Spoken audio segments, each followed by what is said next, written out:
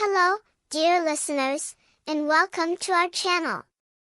Here, you'll find the most enchanting tales, woven with magic, wonder, and adventure, to help you drift off to sleep with a smile. So, get cozy, relax, and let yourself be transported to a world of fairy tales. Tonight, we'll be sharing the story of the Ugly Duckling. Sit back, listen closely, and enjoy.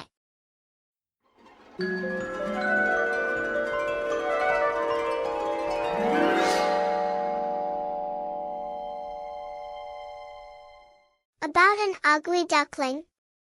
Once upon a time there was a duck. This duck lived on an island in the middle of a lake, which was lined with tall poplar trees. The lake was home to several duck families, as well as swans, frogs, and fish.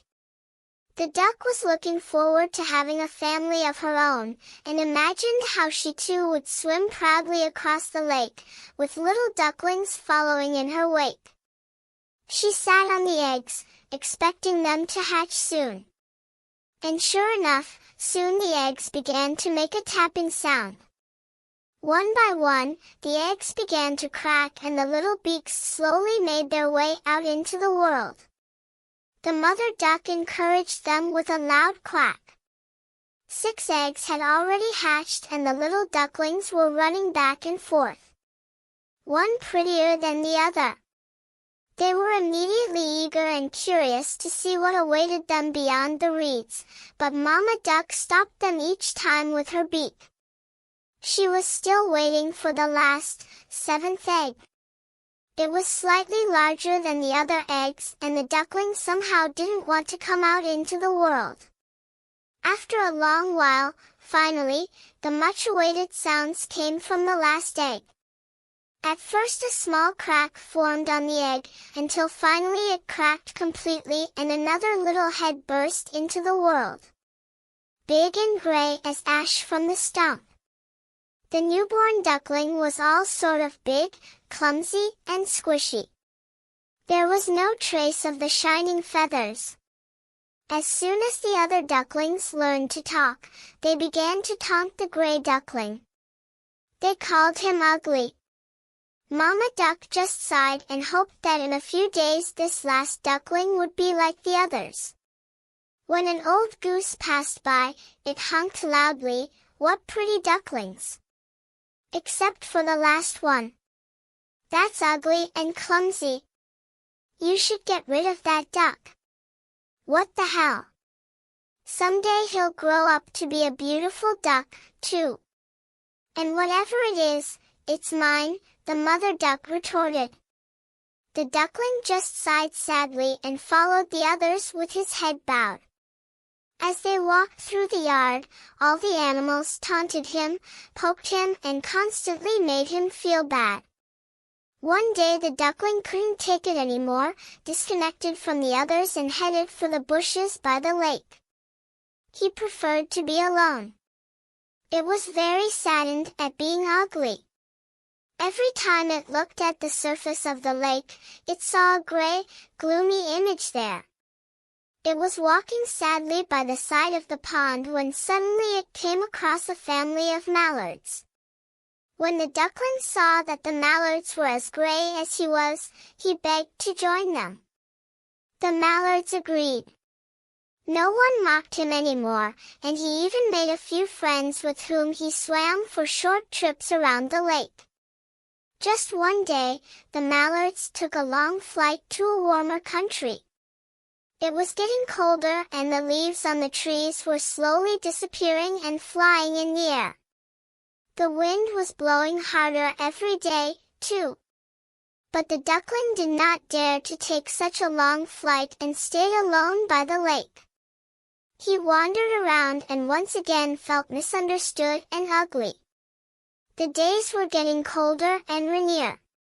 For days the rain battered the flimsy shelter the duckling had built. He didn't want to return to the yard because he didn't care for more taunts and insults from the other yard inhabitants.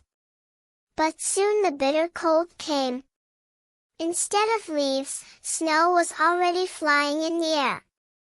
The wind was freezing and the ugly duckling was shivering with cold. It was huddled in the bushes and seemed to be freezing to death when the farmer walked by. He saw the duckling lying motionless on the ground, picked it up, wrapped it in a blanket and carried it home. In the warmth of the stove, the duckling immediately came to life. They gave it food and drink and the farmer's children began to play with it. After a while, however, one of the children got the idea that they would go hunting. The duckling got frightened and escaped through the open window of the room. It was really cold outside and it was almost impossible to walk through the snow. The duckling took refuge in a nearby cave and spent the winter there in the company of the screeching bats that frightened him. Soon the weather began to warm up and nature gradually awoke again. The ugly duckling no longer spent his days in the cave, but wandered around, hoping to find some food. As it swam one day through the lake, which had almost completely melted, it met a family of swans. The beautiful swans swam peacefully on the surface. "They'll just laugh at me again for being ugly," it said to itself in its mind. But one of the swans suddenly spoke to him, "And why don't you swim with us? We will gladly take you in." The duckling couldn't believe his ears. "How come you want to take me in? Surely just so you can laugh at how ugly I am. And I'd rather walk the world alone," she tells them. "But where's the ugly? For just look at you in the pond," retorts the swan. The duckling, after a moment's hesitation, looked at the surface. And this time it couldn't believe its own eyes. The ugly gray duckling was now a beautiful white swan. Satisfied, she joined her new family. Then, as they swam near the shore, a group of children ran alongside, one of them screaming, "Look, look! A new swan has come to us! And she is perhaps the most beautiful of all." The young swan swam proudly in the pond and was the happiest in the world at that moment. And that's the end of the tale of how an ugly duckling grew into a beautiful white swan. Although the duckling had a bad opinion of himself, he was never ugly, he was just different from the others. That's all for now, dear children. Upon a hill, not far from here, a goat with a bell would appear. Its gentle ring would softly say. The story ends with the close of day. Good night, little ones, sweet dreams.